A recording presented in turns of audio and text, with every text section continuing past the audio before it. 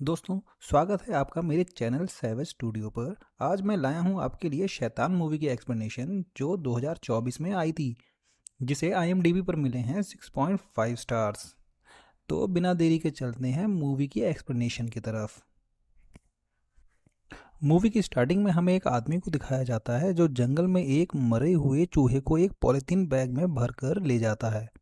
अब मूवी के next scene में हमें एक फैमिली को दिखाया जाता है जिसमें फादर कबीर है, मदर का नाम ज्योति, बेटी का नाम जानवी और बेटे का नाम ध्रुव है।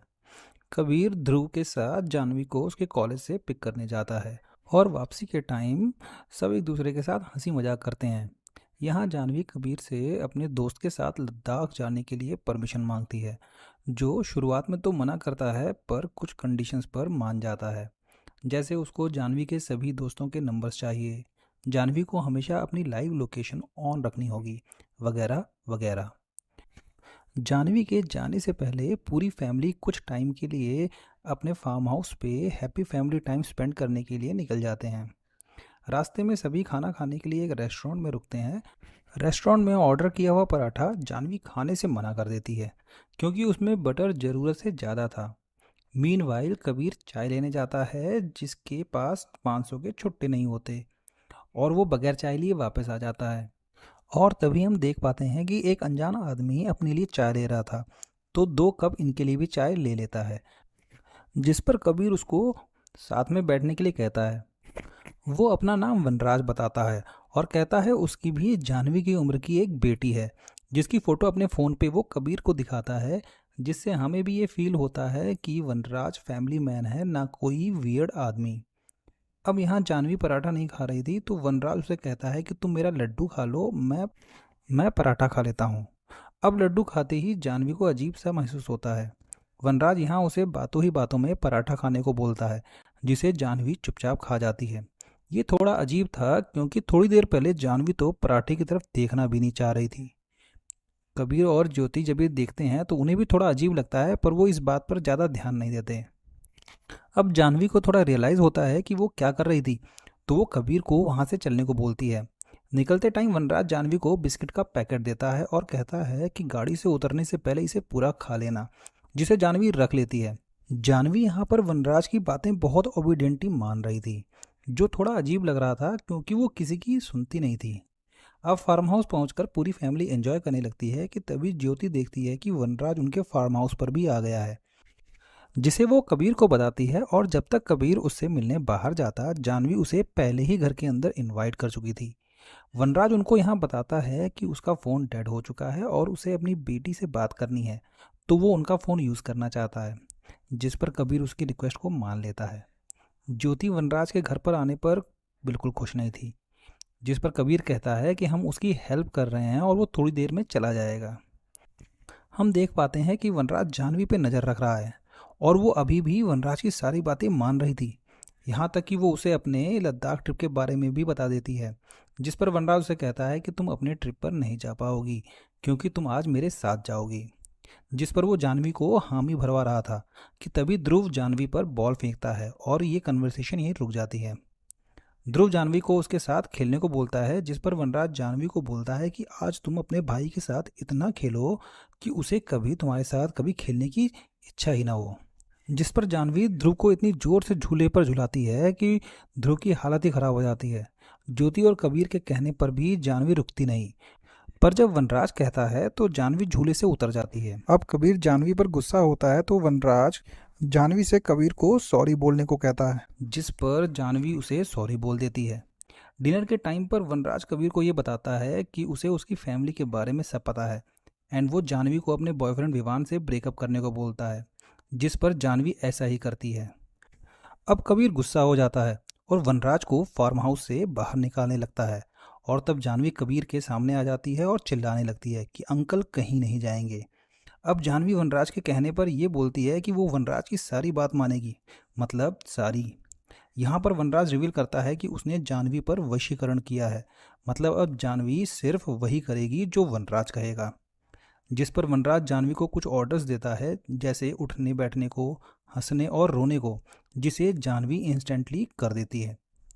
अब यहाँ पर वनराज जानवी से घर के सारे फ़ोन्स मंगवा कर तुड़वा देता है और लैंडलाइन की वायर्स भी कटवा देता है। अब वनराज जानवी को चाय पत्ती खाने को कहता है, जिस पर जानवी चाय पत्ती खाने लगती है, जिस पर ज्योति रोते हुए वनराज से पूछती है कि उसे क्या चाहिए, और वनराज कहता है कि उसे जानवी चाहिए। मतलब वैसे तो वो उसे ऐसे ही ले जा सकता था, क्योंकि जानवी उसकी हर बात मान रही थी, पर यहाँ वो चाहता था कि कबीर और ज्योति अपने आप से जानवी को वनराज को दान दे दें। इसका मतलब ये हो सकता है कि वशीकरण पूरा नहीं था और ज़बरदस्ती ले जाने पर इन फ्यूचर जानवी से वशीकरण खत्म हो सकता था। अब यहाँ जानवी वनराज के पैर दबा रही थी और वनराज ये कहते हुए जानवी को लात मार देता है कि उसे बहुत अच्छा लगता है जब लोग उसके सामने तड़पते हैं और गिड़गिड़ाते हैं। कबीर को ये देख के गुस्सा आ जाता है और वो वनराज को पीटने लगता है। तभी वहाँ पुलिस आ जाती है। गेट न खोलने पर पुलिस फार्म हाउस में एंटर कर जाती है और हम देख पाते हैं कबीर, ज्योति और वनराज नॉर्मली बैठे हुए हैं, जैसे वहाँ कुछ हुआ ही नहीं। ऐसा इसलिए क्योंकि जानवी गैस सिलेंडर पर गैस खुली छोड़कर बैठी हुई थी और उसके हाथ में माचिस थी, और ये सब उसे वनराज ने ही कहा होगा। इस वजह से ज्योति एंड कबीर नॉर्मली रिएक्ट करते हैं और पुलिस को ये बताकर वापस भेज देते हैं कि उनके बेटे ने गलती से पुलिस को कॉल किया होगा। यहाँ कबीर वनराज को प्रॉपर्टी और पैसा ऑफर करता है, जिसे वनराज घर के बाहर आग लगा देता है।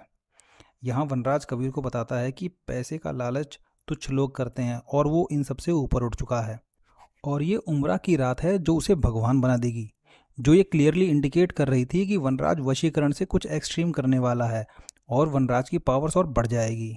अब यहाँ पर वनराज जानवी से काफ़ी चीज़ें करवाता है, जैसे अपने आप को थप्पड़ मारना और डांस करना। डांस करते करते जानवी बहुत थक जाती है, जिस पर वनराज उसे पानी भी नहीं पीने देता।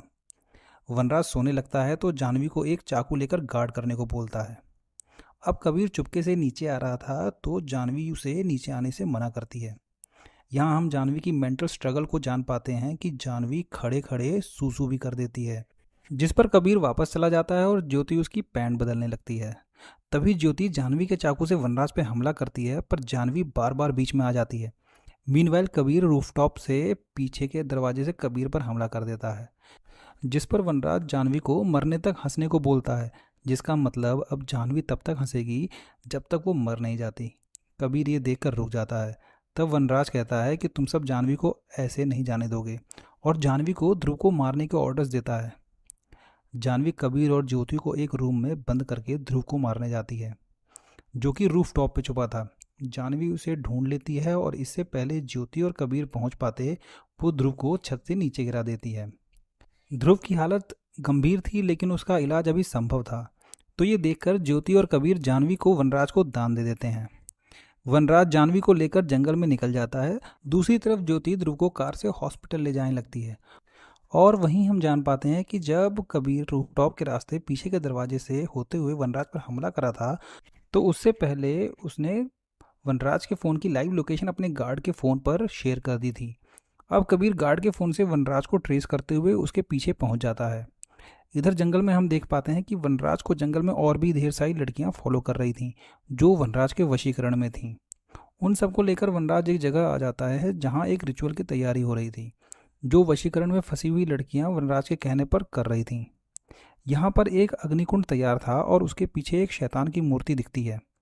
अब शायद यही मूर्ति उम्रा की थी जिसे वनराज ने मेंशन किया था। यहाँ वो लड़कियों को ऑर्डर देता है कि जैसे ही वो ब्लैक डॉल्स को कुंड में डालेगा तब सब लड़कियाँ आगे बढ़ेंगी, और जब एक रेड डॉल को फेंकेगा तब सबके सब लड़कियाँ अग्निकुंड में कूद जाएंगी। इसका मतलब वनराज इन सब लड़कियों की बलि देना चाहता था, और इसी वजह से वो लड़कियों की फैमिली की कंसेंट लेता था, ताकि मौत को सामने देख के कहीं उनका वशीकरण ना टूट जाए। या शायद उम्रा को दान में मिली लड़कियों की ही बलि चाहिए थी। खैर, तब तक कबीर उसी जगह के पास पहुंच जाता है और उस पर कुछ औरतें हमला कर देती हैं और लाकर वनराज के सामने रख देती हैं। यहाँ हमें पता चलता है कि वो रिचुअल वनराज क्यों कर रहा है। वनराज कबीर पर हंसता है और बताता है कि आज के बाद उसे वशीकरण करने के लिए किसी तरह का लड्डू या पेड़ा खिलाना नहीं पड़ेगा, और वो जिस तरफ भी देखेगा लोग अपने आप ही उसके वशीकरण में आ जाएंगे। अब वनराज आखिरी गुड़िया फेंकने ही वाला था कि कबीर उसके पैर पे एक जलती हुई लकड़ी लगा देता है, जिससे वनराज दर्द में चिल्लाने लगता है कि तभी कबीर उठकर उसकी टंग को काटकर अग्निकुंड में फेंक देता है। अब क्योंकि सारी लड़कियों को पहले ही ऑर्डर थे कि वनराज पे हमला होने पर उन्हें हमला करने वाले पर अटैक करना था, तो सब कबीर पे अटैक कर देती हैं। तभी वनराज की आवाज़ सुनाई देती है कि मैं तुम्हें हमेशा के लिए आज़ाद करता हूँ, और अब सभी लड़कियाँ नॉर्मल हो जाती हैं। अब ये आवाज़ कबीर की ऑडियो डिवाइस से आ रही थी, जिस पर उसने कबीर की ऑडियो रिकॉर्ड की थी। जब वनराज ने ये कहा था कि जानवी, तुम्हारे पेरेंट्स ये चाहते हैं कि मैं तुम्हें ये कहूँ कि तुम आज़ाद हो, और मैं तुम्हें हमेशा के लिए आज़ाद करता हूँ। ऑडियो को कबीर के कहने पर ध्रुव ने ही रिकॉर्ड किया था, और इसमें कबीर एडिट करके सिर्फ आज़ाद करने वाले पार्ट को सेव कर देता है। अब नेक्स्ट सीन में हम देखते हैं कि एक पुलिस ऑफिसर कबीर से मिलने हॉस्पिटल में आई है, जो कि उसे थैंक्स बोलती है, क्योंकि टोटल 108 लड़कियां वहां से रेस्क्यू की गई थीं, इंक्लूडिंग जानवी।